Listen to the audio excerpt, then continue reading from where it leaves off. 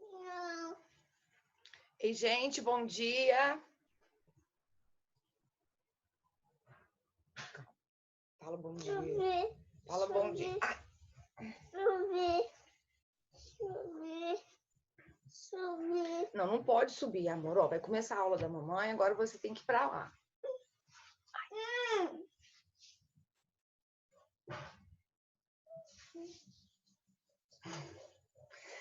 Ela não tá querendo sair de perto, hoje tá difícil, gente. Ah lá, olha só, olha só, a aluna da mamãe falou que você é linda. Falou que linda! Vem cá pra você falar obrigada.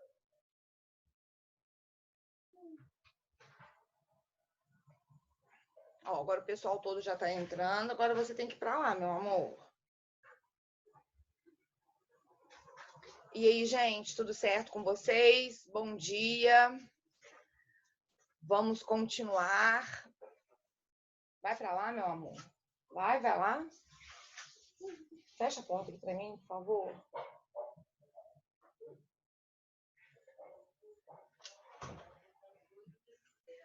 Bom, vamos lá. Estão me ouvindo?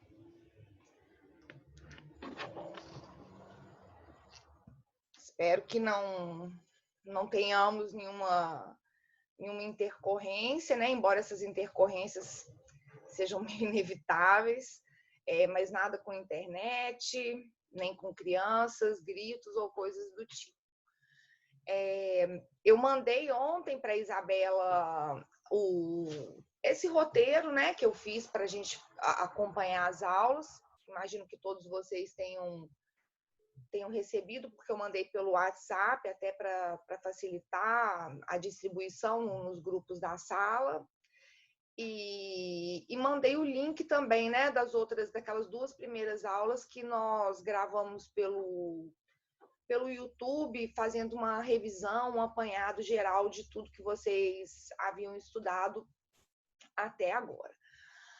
Na aula passada, então, gente, nós fizemos aquelas considerações introdutórias sobre a culpabilidade e eu falei com vocês também sobre os elementos da culpabilidade e falamos sobre a teoria da co-culpabilidade do Zaffaroni, né? Hoje eu preciso falar sobre a parte relativa às teorias e, pelo menos, ainda que de uma maneira mais superficial, falar sobre as discriminantes putativas. Porque, como eu disse, nessa parte de discriminantes putativas, eu vou gravar um vídeo só sobre discriminantes putativas para vocês e para os outros colegas das outras turmas, já que esse é um tema que muitas vezes é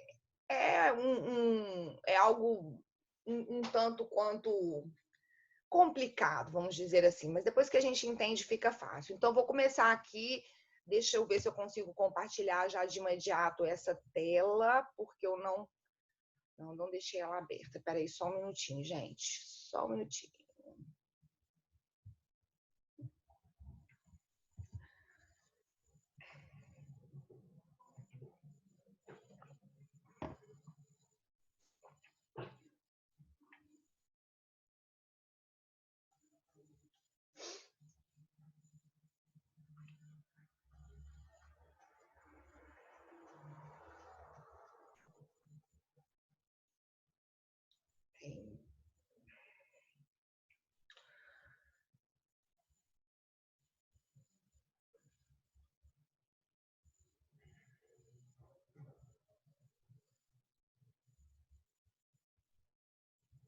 Nossa, tá lento, tá tudo lento.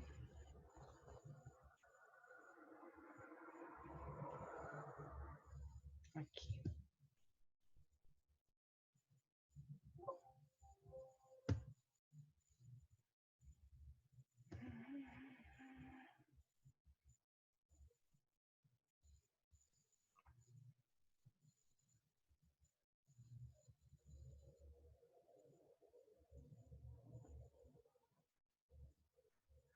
Bom, gente, então, deixa eu abrir aqui.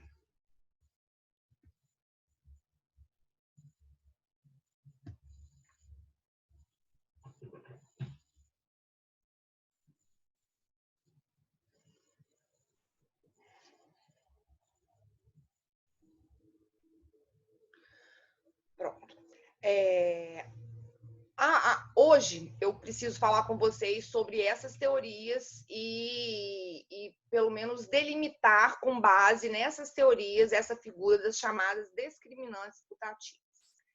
Então vejam só, eu já havia dito, inclusive na aula passada, que em matéria de teorias sobre a culpabilidade, nós temos diversas teorias, que esse é um tema até correlato, é um tema que envolve alguns aspectos de filosofia propriamente, mas que para o que nós precisamos no momento, eu procurei ser mais sintética e estou trabalhando com a ideia basicamente dessas duas teorias. A teoria psicológica da culpabilidade, que inclusive no final da aula passada eu disse a vocês que é uma teoria de base causalista, né? Exatamente por quê? Porque o causalismo ele vai se pautar, ele vai estudar dolo e culpa dentro da culpabilidade. Nós sabemos que hoje não é o que prepondera, né? Hoje não é mais o que prepondera. Nós podemos falar, sim, que hoje toda a parte geral do nosso Código Penal ela é baseada ou ela no finalismo, na teoria finalista, de modo que, inclusive, pelos estudos que nós desenvolvemos até agora, nós sabemos que dolo e culpa estão ou vão ser analisados dentro da conduta e, sendo analisados dentro da conduta, naturalmente, eles fazem parte do próprio fato típico, desse primeiro elemento dentro do conceito analítico de crime. Bom, mas, de todo modo, é importante que nós façamos aí uma distinção do que seriam, ou de quais seriam os principais elementos dessa teoria psicológica da culpabilidade e dessa teoria normativa da culpabilidade. Então, vejam aí, façam uma anotação, façam duas tabelinhas, né? Coloquem de um lado lá teoria psicológica da culpabilidade e do outro lado teoria normativa da culpabilidade.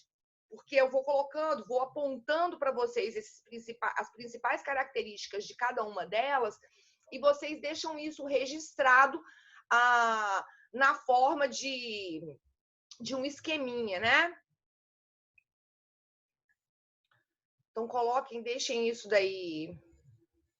Ai, peraí, quem tá aparecendo aqui para mim, ó, a Thalita, que tá na... Peraí.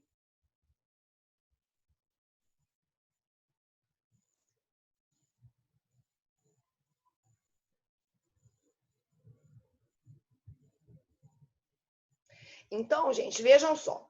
Coloquem aí, de um lado, como eu disse para vocês, coloquem de um lado a teoria psicológica e de outro lado a teoria normativa, porque vamos abordar aí os principais aspectos.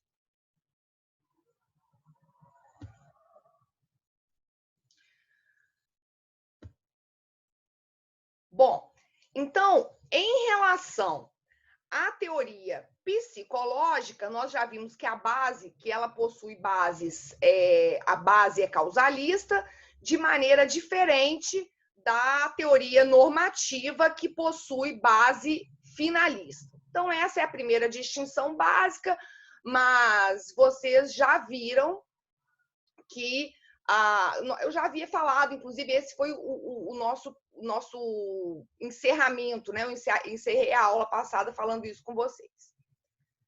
Tá? Então, a primeira base finalista, a primeira base causalista e a segunda base finalista.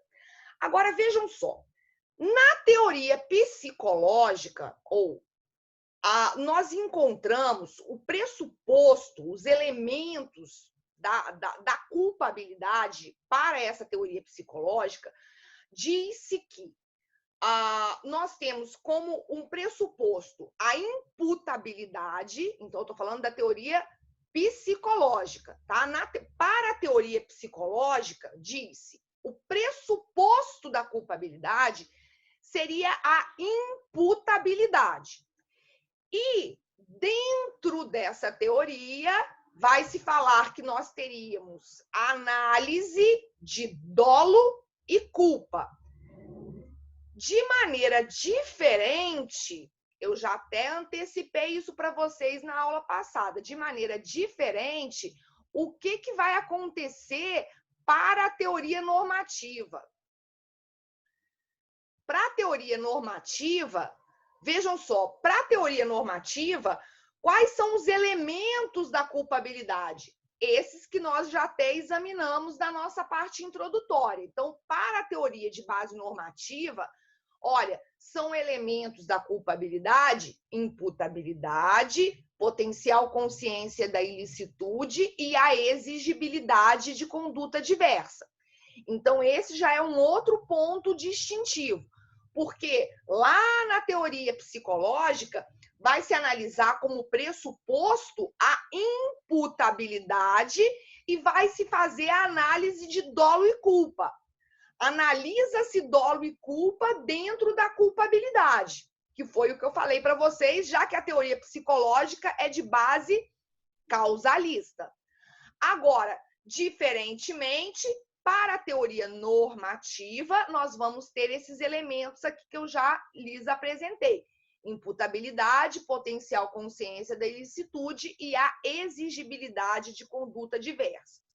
Vejam, voltando aqui, então, para a teoria psicológica. Na teoria psicológica, entende-se que a culpabilidade, e aí até a razão desse nome, né? Por que teoria psicológica? Diz-se que a teoria psicológica, que a culpabilidade é psicológica, por quê? Porque a análise de dolo e de culpa serão feitas em sede de culpabilidade. Essa é a razão de se chamar essa teoria da culpabilidade de teoria psicológica. Exatamente por quê? Porque, segundo ela, até em razão das suas bases causalistas, estão me pedindo para repetir o último, na verdade, isso aí está até no próprio esquema, porque eu estou repetindo aqui, olha, quando eu falo dos elementos da teoria normativa, eu estou falando de imputabilidade, potencial consciência da ilicitude e exigibilidade de conduta diversa. Tá? Nós já falamos disso, tá aí no próprio roteiro. Então, voltando aqui para a teoria psicológica, vejam, essa teoria vai dizer que a culpabilidade ela seria psicológica exatamente porque ela abrangeria, segundo essa teoria, ela abrangeria dolo e culpa. Abrangeria dolo e culpa, que nós sabemos que são elementos psicológicos, né? Que são elementos subjetivos. Então, como se preconiza a análise de dolo e culpa dentro de culpabilidade, essa teoria é chamada de teoria psicológica da culpabilidade, tá? Inclusive, vai se dizer que dentro dela, depois a gente compreende isso melhor, esse dolo é um dolo que a gente chama de dolo normativo. Quando o dolo é analisado em sede de culpabilidade, a gente diz que esse dolo é um dolo normativo.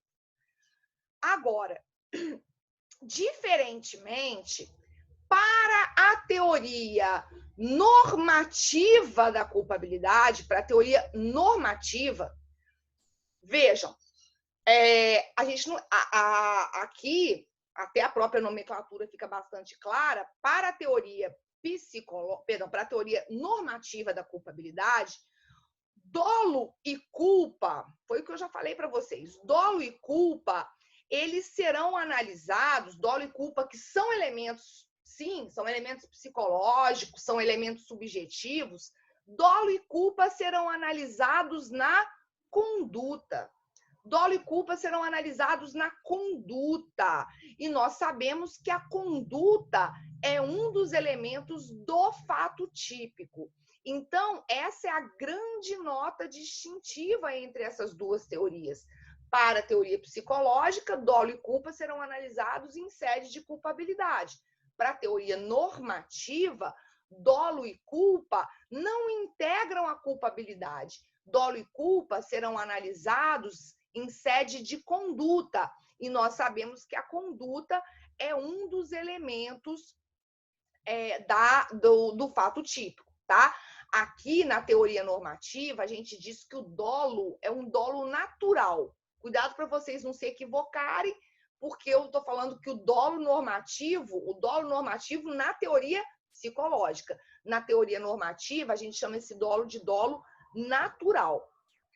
E por isso, vejam só, a culpabilidade para a teoria normativa, a gente vai dizer que a culpabilidade ela realmente só tem elementos normativos. A culpabilidade, quais são os elementos normativos? Esses que eu já repeti para vocês. Imputabilidade, potencial consciência da ilicitude e a exigibilidade de conduta diversa, tá? Para a teoria normativa, a culpabilidade ela só teria elementos normativos. Por quê? Porque os elementos subjetivos ou os elementos psicológicos, eles seriam tratados lá na conduta, tá? Lá na conduta, dentro do fato típico. Agora, até aí, tranquilo, né? A gente consegue, inclusive, fazer esse raciocínio, olha, teoria psicológica, elementos psicológicos, base causalista, dolo e culpa sendo analisados dentro da culpabilidade. Ao revés, na teoria normativa, nós temos esses elementos, imputabilidade, potencial consciência da ilicitude, exigibilidade de conduta diversa. Esses elementos são elementos normativos. Nós vamos ter dolo e culpa analisados em sede de conduta. Então, nós podemos sim compreender que hoje, com base na nossa estrutura, com base na sistemática da parte geral do Código Penal, a nossa opção foi a opção por uma teoria normativa da culpabilidade. Normativa, opção pela teoria normativa sob que perspectiva?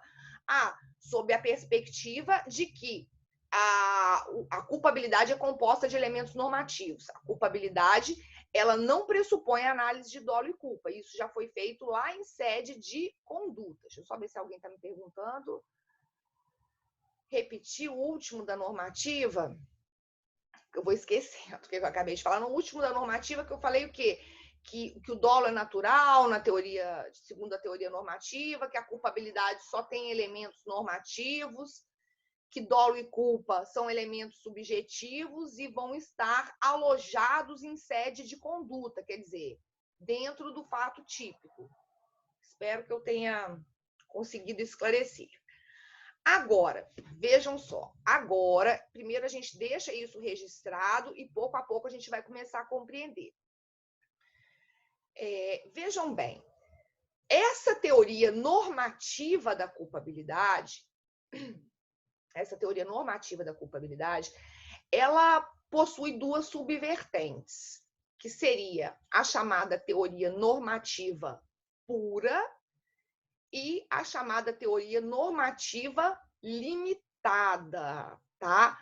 Então, olha, sabendo-se que a nossa opção, que a nossa sistemática da teoria geral, consagrada no Código Penal, né, na sua parte geral, nós podemos afirmar, sim, que houve uma adoção de uma teoria normativa da culpabilidade. Nós temos que observar que existem essas duas subvertentes da teoria normativa, a pura e a limitada, e isso vai ter uma repercussão direta em relação a essa questão que vem abaixo, que é a questão das discriminantes putativas. Vejam só, de uma maneira, o que vai ser determinante para que eu distinga, para que eu possa conseguir estabelecer uma diferenciação entre teoria normativa pura e teoria normativa limitada, é exatamente o tratamento, a natureza jurídica que nós vamos atribuir a essa figura das chamadas discriminantes putativas. Só depois eu vou falar mais profundamente sobre discriminantes putativas, mas eu quero que vocês observem o seguinte. Quando a gente vai vamos direto na própria palavra, discriminantes putativas. Putativo, todo mundo aqui já sabe o que é. Inclusive, quando a gente estava estudando lá a legítima defesa, estado de necessidade, eu dei exemplos de situações putativas. Lembra que eu falei, olha, o putativo é aquilo que é imaginário, é aquilo que está na cabeça do sujeito. Quando o sujeito ele está agindo, por exemplo, naquela figura da legítima defesa putativa, ele está em erro, né? Ele está em erro. Ele acredita, de repente, que existe uma situação de legítima defesa e a situação de legítima defesa não existe, por exemplo. Então, nós sabemos que putativo é algo falso, é uma concepção equivocada, é algo que faz com que o sujeito esteja agindo em erro. É imaginário. Agora, quando eu falo discriminante, a ideia que emana da própria leitura da palavra discriminante é aquilo que discrimina, né? Que afasta o crime. Então, são situações, fazendo uma leitura assim bem ao pé da letra, essas discriminantes putativas seriam situações imaginárias, situações nas quais o agente está em erro, só que essas situações, ainda que imaginárias, ainda que pautadas em algum tipo de erro, essas situações vão poder, de alguma maneira, afastar o crime. Vão poder afastar o crime. Né? Então, a ideia é essa. Situações de erro, para a gente, as discriminantes putativas, situações nas quais o agente está em erro, o agente tem uma concepção equivocada da realidade, ele imagina apenas na mente dele que há algo que legitima a sua conduta, quando na verdade não há, mas essa situação pode levar ao afastamento do próprio crime.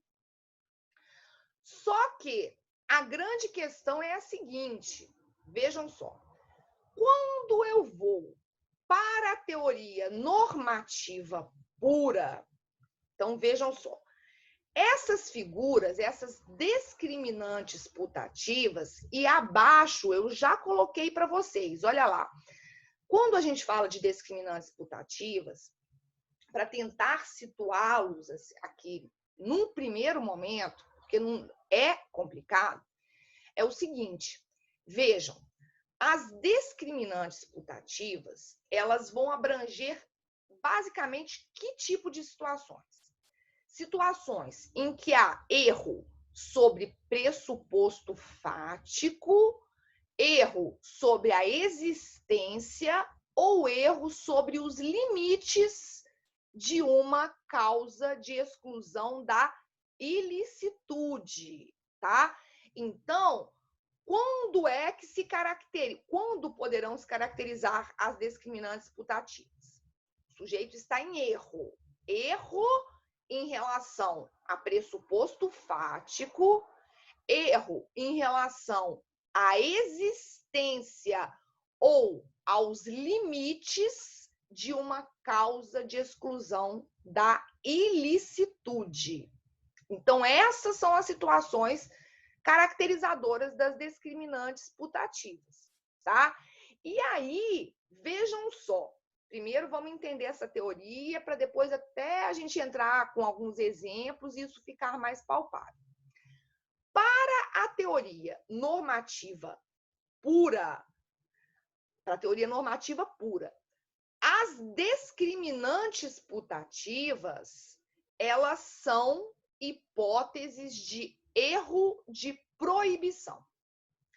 Então, para a teoria normativa pura, qualquer tipo de discriminante putativa, seja ela, e aí eu já falei para vocês, discriminantes putativas podem abranger erro sobre pressuposto fático, erro sobre existência ou erro sobre limites de uma causa de exclusão da ilicitude. Para a teoria normativa pura, quaisquer dessas situações vão levar à caracterização do chamado erro de proibição, tá? Erro de proibição. Então, isso é o que diz a teoria normativa pura. Tudo isso vai ser erro de proibição.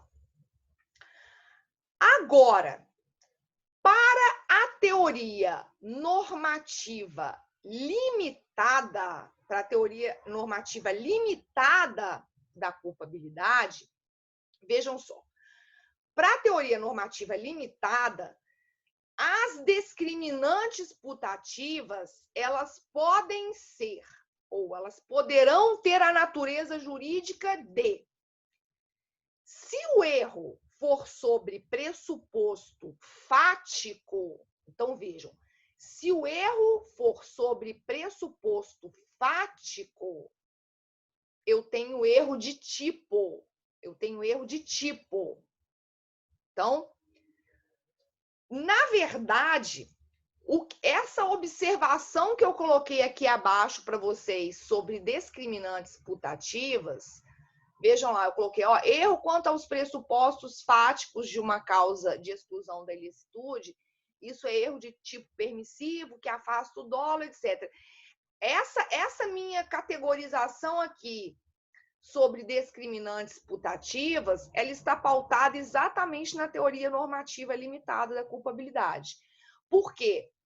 A teoria normativa limitada, diferentemente da normativa pura, para a normativa pura é discriminante putativa, qual que é a natureza jurídica? Erro de proibição. E aí a gente vai compreender melhor. Erro de proibição. Agora, para a teoria normativa limitada, discriminantes putativas podem ser, se o erro for sobre pressuposto fático, nós teremos erro de tipo. E se o erro for sobre a existência ou os limites de uma causa de uma causa excludente da ilicitude, uma causa de exclusão da ilicitude ou uma justificante, então se o erro for sobre existência ou sobre os limites de uma excludente da ilicitude, nós teremos erro de proibição.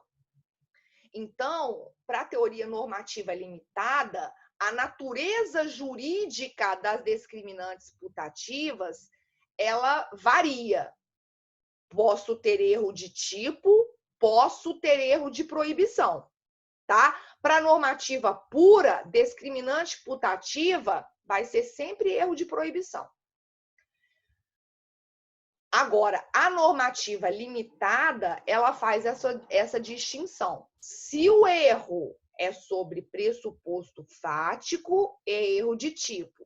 Se o erro for sobre a existência ou os limites de uma causa de justificação, de uma justificante ou de uma excludente da ilicitude, nós teremos erro de proibição.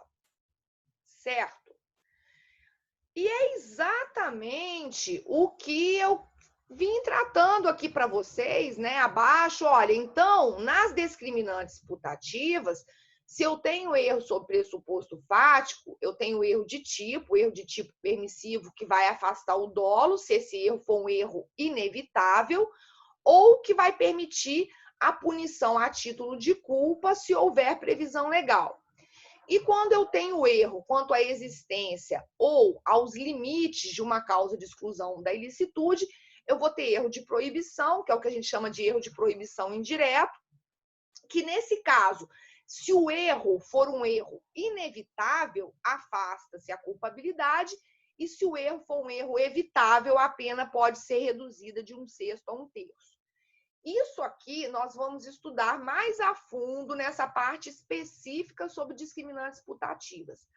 Agora, o que eu quero que vocês entendam é o seguinte: aquelas situações, aquelas situações que nós estudamos lá atrás, olha, eu dei exemplos para vocês, dei exemplos de legítima defesa putativa, imaginamos situações de estado de necessidade putativo. Vejam só, aquelas situações mencionadas lá naquele momento em que nós estávamos estudando ilicitude, é o que eu quero que vocês já fiquem ligados. aquilo que nós estudamos como situações putativas envolvendo as excludentes da ilicitude, se a gente pensar um pouquinho, com base no que eu acabei de falar para vocês, será que a legítima defesa putativa, lógico que eu preciso analisar concretamente onde está o erro. Se o erro é sobre pressuposto fático ou se o erro é sobre existência ou limites de uma causa de exclusão da ilicitude. Agora, aquelas situações putativas que nós estudamos lá na ilicitude, lá nas excludentes da ilicitude, com base nisso aqui que nós acabamos de examinar, será que aquelas situações putativas elas vão servir para afastar a ilicitude? Não. Aquelas situações putativas envolvendo excludentes da ilicitude, com base no que prepondera, que é a teoria normativa limitada da culpabilidade, nós vamos verificar que aquelas situações putativas estudadas em relação às excludentes da ilicitude, elas vão se prestar a afastar ou a tipicidade, se eu considerar que o erro é um erro sobre pressuposto fático, ou elas vão se prestar a afastar a culpabilidade, se o erro for sobre existência ou limites. Então, vejam que o que eu quero que vocês tenham em mente agora, porque discriminante putativa e essas consequências do erro, né? Erro de tipo, erro de proibição, isso aqui é algo, não vamos falar que é complicado, vamos falar que é delicado, que é minucioso, e eu vou gravar uma aula só sobre isso.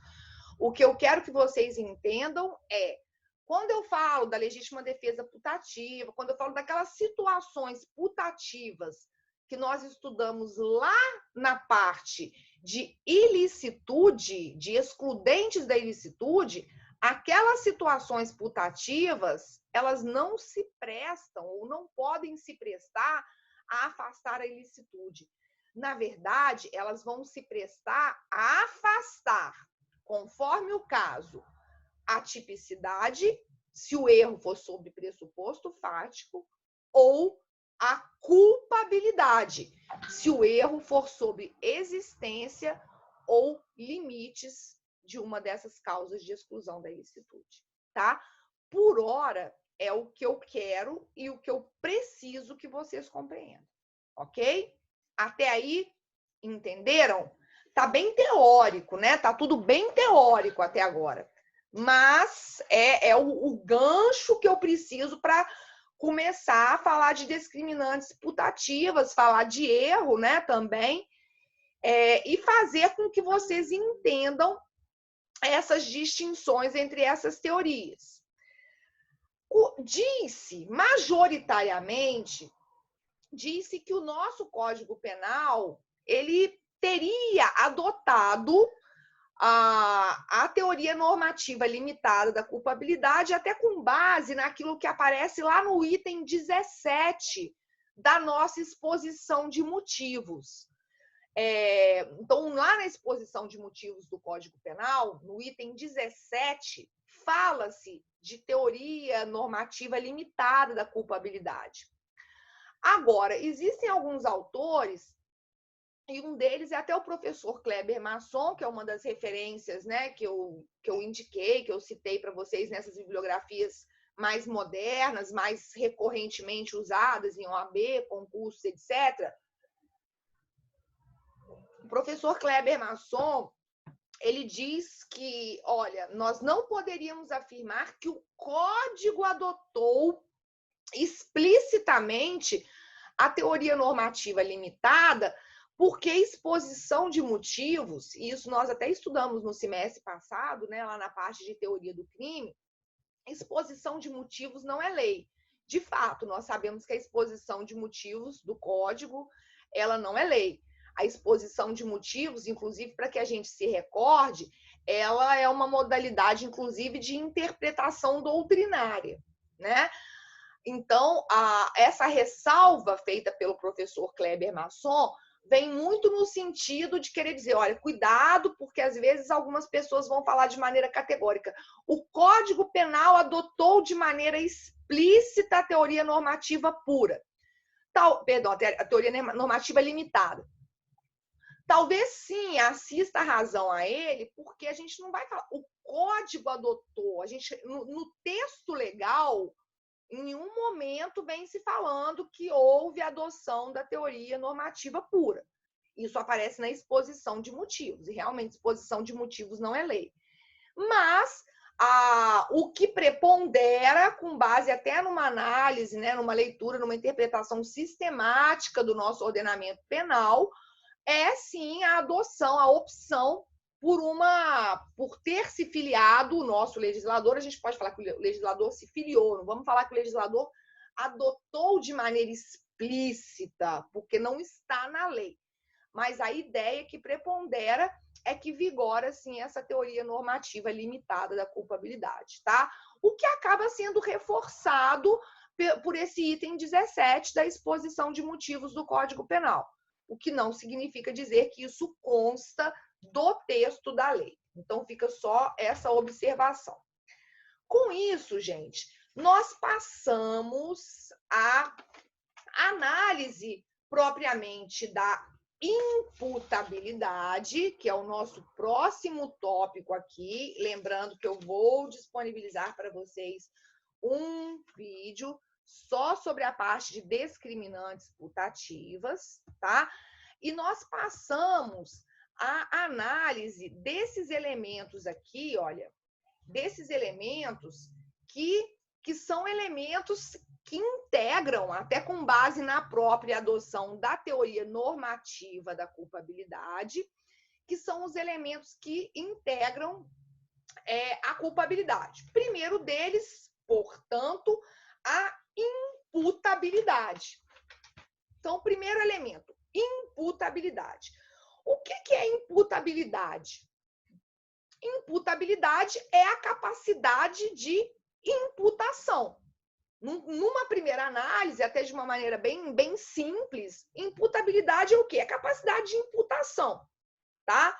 Olha, o sujeito, ele tem capacidade para figurar como autor de uma infração penal, quer dizer, não vou nem falar da infração penal ainda, né? O sujeito, sim, vamos falar, é melhor falar da infração penal, sim. A imputabilidade, ela é a capacidade do sujeito ser ou imputar-se a esse sujeito a prática de um crime. Por quê? Porque aí o fato pode ser típico, ilícito e culpável, né? Porque até então, o que eu quero que vocês observem é o seguinte: lógico que a gente vai ter que avaliar caso a caso qual é a situação específica.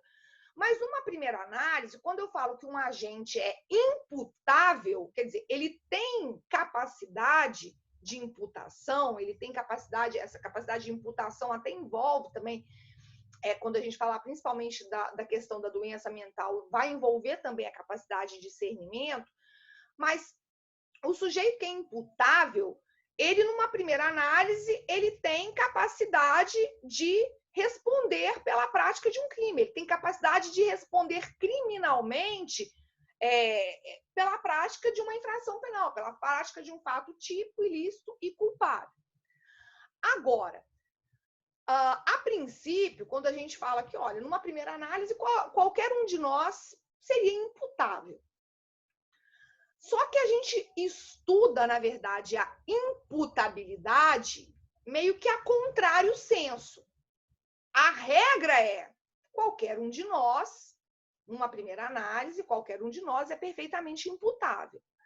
Agora, quando ou quais são as situações aqui bem claras nas quais o agente será inimputável? Aí sim, o inimputável, ele não tem capacidade de imputação. Quais são as situações previstas pela própria lei, né, trazidas aí pelo próprio Código Penal? Quais são as situações nas quais o agente será inimputável? E aí eu tenho o afastamento desse primeiro elemento da culpabilidade. Quer dizer, se o sujeito é inimputável, a gente já sabe que não haverá o crime.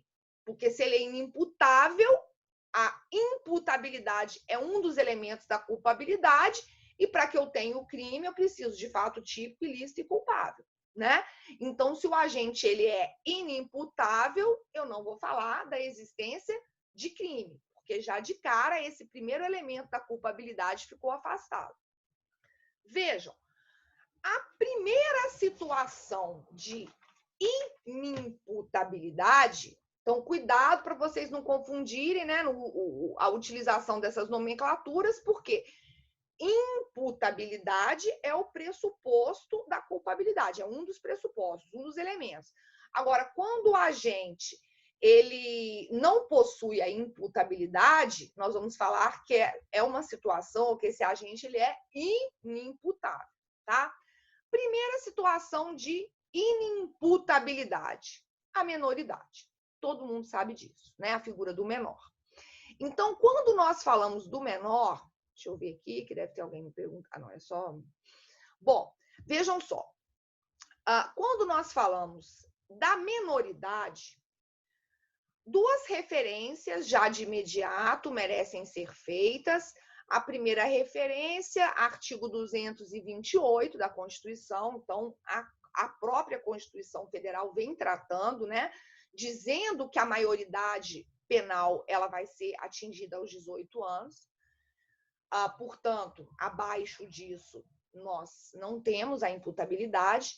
E depois, logo na sequência, nós temos o artigo 27 do Código Penal também falando da inimputabilidade em razão da idade, né? Falando dessa figura do menor, os menores de 18 anos, eles são inimputáveis.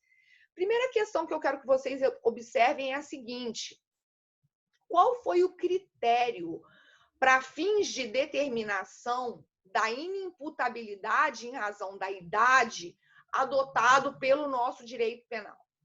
Será que eu posso, de repente, diante de um determinado caso concreto, avaliar se aquele sujeito, olha, ele tem 17 anos. Ele tem 17 anos, então ele é menor de 18 anos. Só que esse sujeito, ele já tem um envolvimento recorrente com o mundo do crime. Ele é menor, mas esse sujeito, poxa, esse sujeito é um sujeito destemido, é um sujeito com uma péssima índole. Esse sujeito, ele leva uma vida errante, leva uma vida, tem uma personalidade voltada para o crime. Será que quando eu vou apurar a possibilidade de imputação, eu preciso, além da idade, avaliar mais alguma coisa ou não? Basta o sujeito ser menor de 18 anos, que ponto. Já era, é inimputável. Vejam, houve o nosso direito penal adotou o chamado critério biológico ou critério cronológico. É um critério meramente objetivo. O que significa dizer isso? Basta que esse agente, que esse sujeito seja menor de 18 anos, tá? Então, ele tem 17, mas o sujeito o sujeito é mala, já não interessa. O único critério que eu vou ter que avaliar, que eu vou ter que utilizar para aferir a possibilidade aí, nesse caso, de responsabilização penal ou não, o critério é unicamente biológico ou cronológico. Tem menos de 18 anos, é inimputável. Só isso, tá? Então, por isso que nós dizemos que a adoção foi de um critério biológico ou cronológico. Disse a vocês também que a presunção, ou essa presunção, é uma presunção daquelas que nós chamamos de presunção absoluta, né? Ou presunção iures et de iure, a nomenclatura latina para isso, quer dizer, é uma presunção absoluta de inimputabilidade. A partir do momento em que eu verifico que o sujeito é menor de 18 anos, eu tenho uma presunção absoluta da sua inimputabilidade. presunção absoluta não admite prova em contrário, tá?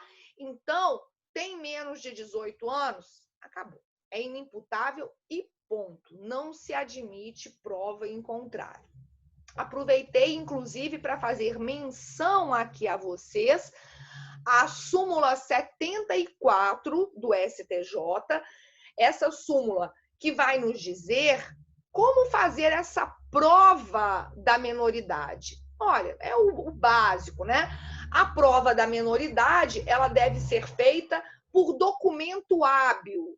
O que seria o documento hábil? Olha, em regra, vai ser em relação ao menor, certidão de nascimento, pode ser a carteira de identidade, né? Às vezes, uma carteira estudantil que tenha sido emitida por uma instituição aí realmente fidedigna, né? Vinculada a organizações realmente governamentais, enfim. Mas quando se fala por documento hábil, basicamente a ideia é certidão de nascimento ou o RG, ou a carteira de identidade. É o que vem dizendo o artigo 74, perdão, a súmula 74 do STJ. Agora, vejam algumas questões importantes que decorrem, inclusive, do ECA, né? Do Estatuto da Criança e do Adolescente, que eu fiz menção aqui para vocês, é a Lei 8.069 de 90. E em relação ao ECA, nós temos que ficar atentos, porque eu acho que até em algum outro momento eu já tinha mencionado isso para vocês, mas eu aproveito para repetir, porque, primeiro, cuidado, porque menor não pratica crime, né? Se crime é fato típico, ilícito e culpável, nós sabemos que o menor não é culpável e, portanto, não pratica crime. Esse menor, de acordo com a nomenclatura, né? E aí são muitos cuidados que nós precisamos tomar para utilizar os termos politicamente corretos, política e tecnicamente corretos, né? Vamos além disso. O menor, eu posso falar, o menor praticou homicídio? Não. Eu vou falar que o menor, ele praticou ato infracional análogo ao crime de homicídio, tá? Então, quando a gente vai fazer essa referência a uma determinada situação, o menor ele pode praticar o ilícito penal, o injusto penal, melhor dizendo, que é o fato típico e ilícito. O injusto penal ele pode, né? Mas a gente não pode falar que o menor pratica crime. O menor, ele pratica ato infracional análogo a crime, tá? Análogo ao homicídio, análogo a um furto, análogo ao tráfico, análogo ao roubo, análogo ao estupro, mas eu não falo que o menor pratica homicídio, pratica estupro, eu não falo, tá? Tá errado, tecnicamente tá errado falar isso, ok? Então, é um ato infracional análogo a crime. Outra questão importante que acaba sendo uma decorrência do que estabelece o Estatuto da Criança e do Adolescente. Atenção, de 0 a 11 anos eu tenho criança, de 0 a 11 anos eu tenho a criança, de 12 a 17 anos eu tenho o adolescente, tá? Então, de 0 a 11, criança, de 12 a 17 eu tenho o adolescente. Importante, porque para o ECA, a criança que porventura venha a praticar algum tipo de ato infracional análogo a crime, a criança, ela somente poderá receber medidas de proteção. Então, as crianças somente poderão ser impostas medidas de proteção. E aos adolescentes, eu posso ter medidas de proteção e medidas socioeducativas, tá? então medidas de proteção e socioeducativas. Aquela medida que mais recorrentemente nós ouvimos falar, que é a internação, né? A internação naqueles estabelecimentos próprios destinados a esse menor, a internação é a medida mais dura, é a medida mais gravosa que pode ser imposta, que tem previsão e que pode ser imposta pelo Estatuto da Criança e do Adolescente. Agora, vejam, a internação é uma medida socioeducativa. Internação é medida socioeducativa. Logo, criança não pode ser internada, tá? A criança ela não pode ficar recolhida, aquelas instituições, criança não pode, tá? A criança realmente não pode. Isso pode, essa medida mais rigorosa, ela pode ser imposta ao adolescente, somente ao adolescente, porque ele está no rol das medidas socioeducativas e criança somente terá imposição de medida de proteção, tá? Lembrem-se desse outro detalhe, depois vocês vão ter oportunidade, tem até uma disciplina própria na qual vocês estudam o ECA, mas isso, como há reflexos penais diretos, é importante que vocês fiquem atentos, tá? Então, deixa eu só ver se tem alguém me perguntando. Crianças são regras ou pode haver exceção? Regra em relação a essa impossibilidade de internação? Regra sem exceção. Não, criança não pode, não, as crianças não pode haver imposição de medida socioeducativa. 0 a 11 anos, só medida de proteção. Aí, medida de proteção, depois lá no ECA, depois vocês aproveitem para vocês darem uma olhada, é interessante. Colocação. Às vezes a criança ela vai receber acompanhamento psicológico, ela vai receber, dependendo da situação, às vezes se apura que a criança está vivendo ali algum tipo de situação de agressão dentro de casa, aí tem lá a colocação em família substituta. São esses tipos de medidas. Medida socioeducativa, impor limitação para a criança, que são outras medidas também, né? No rol das socioeducativas, nada disso pode. Para criança, nada, tá? Nada. Criança, só medida de proteção. Na sequência, eu vim falando para vocês sobre emancipação civil, e sobre essa emancipação civil, vocês já estudaram isso, né? No direito civil, vocês sabem que há a possibilidade de emancipação para a prática dos atos na vida civil. Como é que ficaria a situação? Será que essa emancipação na esfera civil ela teria reflexos aqui no campo do direito penal? Será que aquele menor, sei lá, de 16 anos que foi emancipado civilmente, de repente esse menor foi emancipado, ele casou, ele é independente financeiramente, ele está ali gerindo a sua vida, ele já tem até filho. E aí?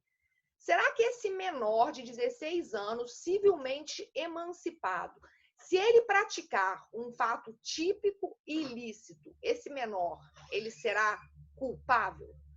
Será que esse menor, será que essa emancipação na esfera civil, ela vai gerar repercussões na esfera criminal? Vejam, não, tá? Não. Aqui nós temos realmente a separação, a capacidade civil. A capacidade civil, ela é diferente, ela é absolutamente desvinculada da imputabilidade penal. Então, não é porque o sujeito foi emancipado na esfera civil que isso vai fazer com que ele se torne imputável na esfera criminal. Mais uma vez, voltando, o critério aqui na esfera criminal é um critério meramente biológico ou cronológico. Tem ou não tem 18 anos. É só nisso que eu tenho que me pautar. Ok? Outro ponto que eu vim levantando aqui, e esse é um ponto, né, que infelizmente nós não estamos juntos, e porque é uma questão que, sem dúvida, é objeto de discussões, de polêmicas recorrentes, que é a questão da redução da maioridade penal, né? Inclusive, é recorrente esse tipo de discussão, inclusive dentro dessa perspectiva atual do próprio pacote anticrime, né? Da adoção de medidas mais rigorosas, mais duras no âmbito penal, a pretexto de que com esse endurecimento, com esse enrijecimento da legislação penal e outras, e adoção de outras providências, nós, em tese, poderíamos ter uma diminuição, né, dos nossos índices de criminalidade, um aumento da segurança pública. Essa questão da redução da maioridade, inclusive, eu tenho até que mandar para a Isabela. Vocês já acessaram lá aquela sala de aula virtual que a gente criou no Classroom? Na verdade, naquela sala de aula virtual, eu mandei tudo que eu tinha feito, eu mandei pelo... Quando o menor pratica crime, isso fica gravado, vamos dizer, na ficha. Olha, na verdade, deixa eu só fechar essa porta aqui que a neném invadiu de novo, vocês vão perceber. Isso vai ficar registrado. Ficar registrado, fica, tá? Agora, se ele não vai ser reincidente, por exemplo, digamos que quando ele tinha lá 15, 16 anos, ele praticou algum ato infracional análogo, digamos até que ele sofreu alguma medida rigorosa, alguma medida de internação, coisa do tipo, porque corre um procedimento. Do mesmo modo que a gente tem um processo penal, existe um procedimento próprio que corre na vara da infância e da juventude, né? Lógico, existe um devido processo legal para que esse menor seja condenado e a ele seja imposta essa medida socioeducativa. Por exemplo, se ele completar 18 anos e vier a praticar uma infração penal, ele praticou um crime realmente, ele não é reincidente, por exemplo. Agora, há a possibilidade de acesso, e aí eu estou falando não acesso pelas pessoas leigas, né? Qualquer um vai saber, mas é possível, por exemplo, dentro das próprias instâncias judiciais, policiais, é possível ter acesso a essa ficha, né, a esses registros dos atos praticados por esse sujeito enquanto menor? Tá? É possível. É possível. Agora, lógico que para finalidades específicas, tá? Isso quando o juiz, por exemplo, a gente... Acho que eu não estava falando disso com vocês, né? Não. Não, falei, inclusive, na aula passada, que eu falei de culpabilidade formal, de culpabilidade material, quando o juiz vai fazer essa análise. Olha, porque na prática, gente, é muito complicado. Se aquele menor, às vezes vocês ainda não têm dimensão disso, mas tem umas figuras, por exemplo, tem uns menores aqui, que o negócio é que o menor também geralmente não vive muito, né? Ele não consegue, o menor que está afeto a uma carreira no mundo do crime, esse pessoal não vive muito. Não estou sendo exagerada em dizer isso, não. Mas existem algumas figuras que são figuras já conhecidas, sabe? Então, aquele menor que recorrentemente está lá envolvido, é internado, depois é libertado, depois volta. Quando esse menor completa 18 anos, é meio natural que ele respondendo a um processo criminal agora, por exemplo, lá na fase de aferição de culpabilidade, inclusive naquela fase que eu falei para vocês da análise da culpabilidade material, que o juiz faz a análise das circunstâncias do artigo 59, quando o juiz vai e avalia a conduta social, personalidade voltada para o crime, o juiz já tem acesso a esse histórico de vida dele, lógico que isso vai depor negativamente em favor dele, que agora já é imputável, tá? Agora, como é menor, o acesso a esses registros é diferente, por exemplo, o sujeito perfeitamente imputável praticou um crime e a gente vai ter acesso. Qualquer pessoa, quando você vai conseguir um trabalho... peraí. Ixi, gente, peraí, deixa eu só terminar. Depois eu vejo aqui essa reclamação aqui. que a Alexandra está falando? Alexandra, você não conseguiu acessar a aula ontem por causa do... eu não sei, o pessoal tinha até me avisado isso, que não conseguiu, né, entrar no...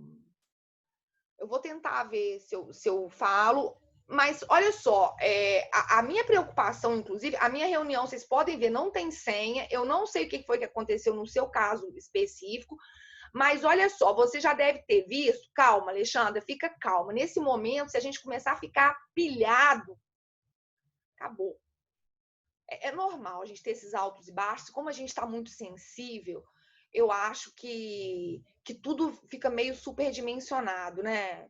Tem umas horas que tudo é intenso. Eu te entendo, tá, Alexandra? Mas olha só, a Isabela, o que eu fiz? Eu tô tentando fazer tudo. Olha como que eu sou muito legal com vocês. Logo depois da aula, eu já baixei, já passei, salvei a aula no YouTube e já disponibilizei o link.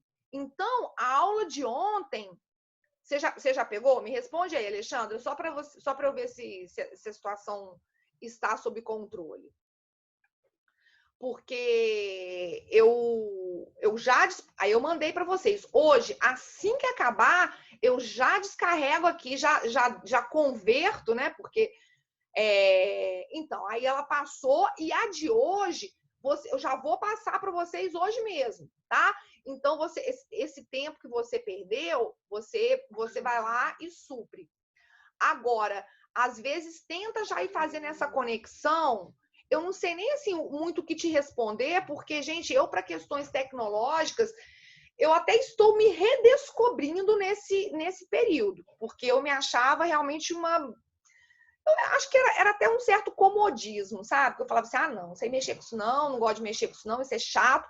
Mas na hora que eu comecei a precisar, eu fui ficando esperta. Agora, eu fui muito cuidadosa, né? Até seguir tutoriais e coisas do tipo, para não colocar senha, para não dificultar. E eu acho que todas as demais pessoas não tiveram nenhum problema, né? Na hora de entrar. Pode ser alguma coisa de conexão, pode ser alguma coisa em relação à própria plataforma. Ui, gente, peraí, só um minutinho. A Aline tá me ligando nesse minuto, peraí. Oi, Aline.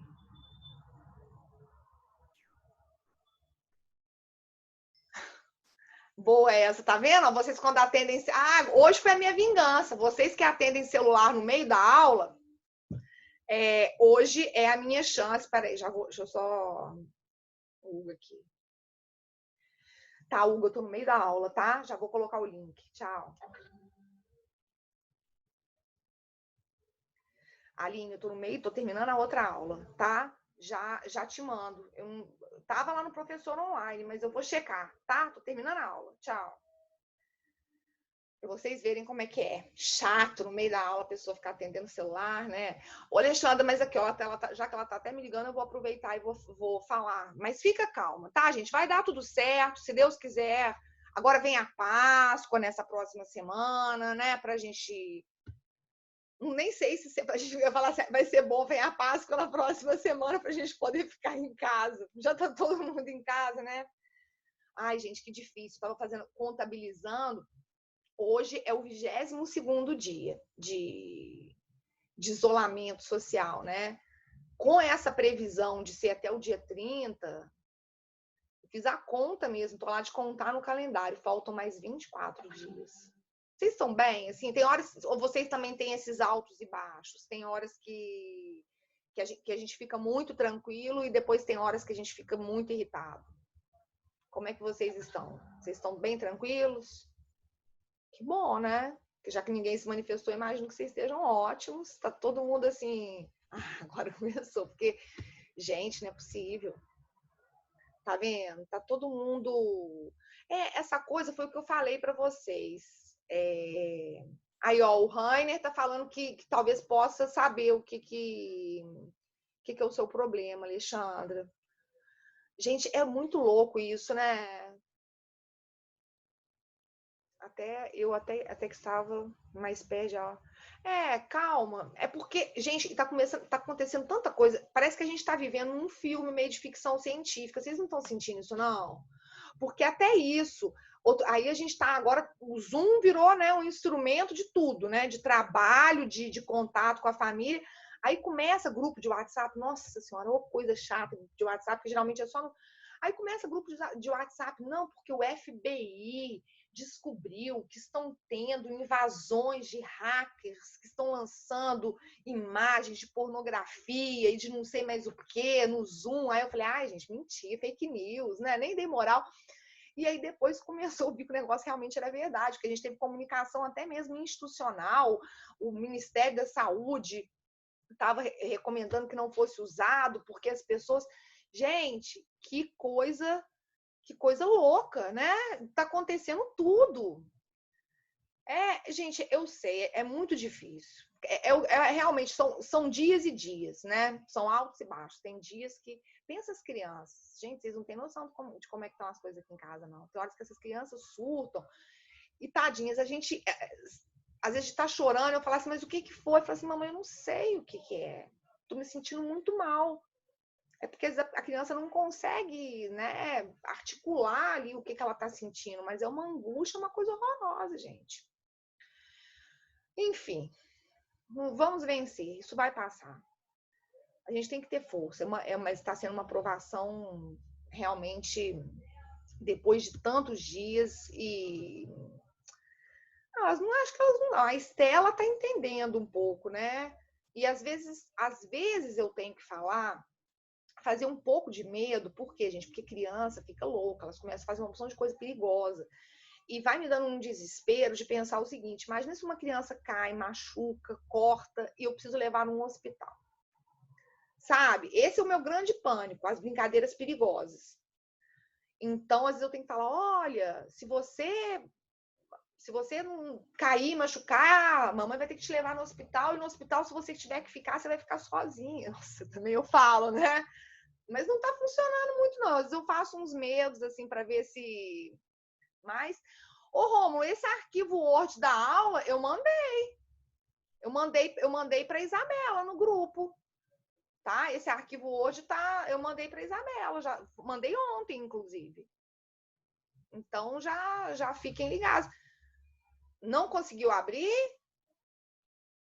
Teve mais gente, teve problema para abrir, eu mandei para todo mundo, assim, mandei também para os alunos das outras salas. Não sei o que aconteceu, não. Você não viu se foi um problema, tanto que eu nem coloquei ele um arquivo aberto, eu ia converter isso em PDF, falei, não, deixa eu mandar no arquivo do Word, se as crianças, vocês, tá? Se as crianças quiserem colocar anotações, complementar e tal, deixa lá livre para eles poderem modificar do jeito que eles quiserem.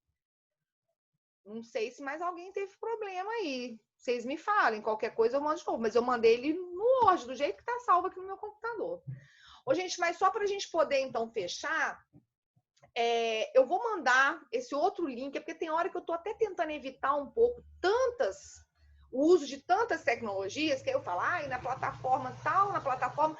Eu vou mandar também direto, acho que é mais fácil, assim, vou mandar no WhatsApp aí ia falar da Alexandra, não, no WhatsApp da Isabela, um linkzinho para um artigo. É um artigo simples, não é nada longo, mas que é um artigo interessante em que são apontados 5 pontos, os 5 pontos favoráveis à redução da maioridade penal e 5 pontos contrários à redução da maioridade penal, tá? E é interessante porque a gente tem que saber analisar isso sob todas as óticas, né? Vale, não vale, a gente tomar cuidado para não repetir esse clamor público aí, vamos reduzir, vamos colocar todos presos, porque esse é que é o problema, enfim. Essa discussão é uma discussão muito mais complexa do que esse reducionismo, né, datenístico, de falar, vamos embora, prende todo mundo. Mas, enfim, gente, me falem aí. Vocês têm alguma dúvida, querem fazer alguma consideração? O pessoal da outra aula já está reclamando que eu não mandei o link, mas eu mandei o link sim. Vou ver aqui o que aconteceu. Me falem, tem alguma dúvida? Tá tudo tranquilo até aí? Tudo certo? Então, gente, vou encerrar, tá? Na semana que vem, nós nos encontraremos novamente. Vou disponibilizar a aula lá mando pelo WhatsApp e vai estar disponível também lá naquele canal da coordenação no YouTube. Então, a Alexandra não precisa ficar preocupada. Eu sei que essas coisas irritam a gente, assim, vão deixando a gente nervosa. E às vezes aqui também é difícil, porque eu tenho que estar dando aula, aí às vezes a internet está lenta, trava, a criança me chama. Mas é uma hora que a gente tem que tentar ter um pouco de compreensão realmente, porque está difícil para todo mundo. Mas dentro do possível, temos os nossos momentos de baixas, mas vamos tentar seguir aí, segurar a onda firmes, fazer o melhor que a gente pode fazer, porque quem poderia imaginar, né? Quando nós poderíamos imaginar que nós passaríamos por uma situação dessa, tá? Então, a gente vai se... Também, você também tem criança, tarefa, nossa, e a gente pensa criança assistindo aula online. Vocês não têm noção. E falar nisso, tem uma aula online da minha filha, 9h30, que eu já até esqueci. Gente, esqueci que ela tem encontro no Zoom com a professora da escola. Ó, beijinhos para vocês, boa Páscoa, fiquem bem. Semana que vem estamos aí firmes e fortes, se bobear não. Se Deus quiser, com notícias melhores, tá? Gente, bom descanso, boa Páscoa para vocês. Fiquem em casa e firmeza aí que vai dar tudo certo, tá? Qualquer coisa vocês falem para Isabela, que a Isabela me fala, tá? Um beijo, gente. Tchau.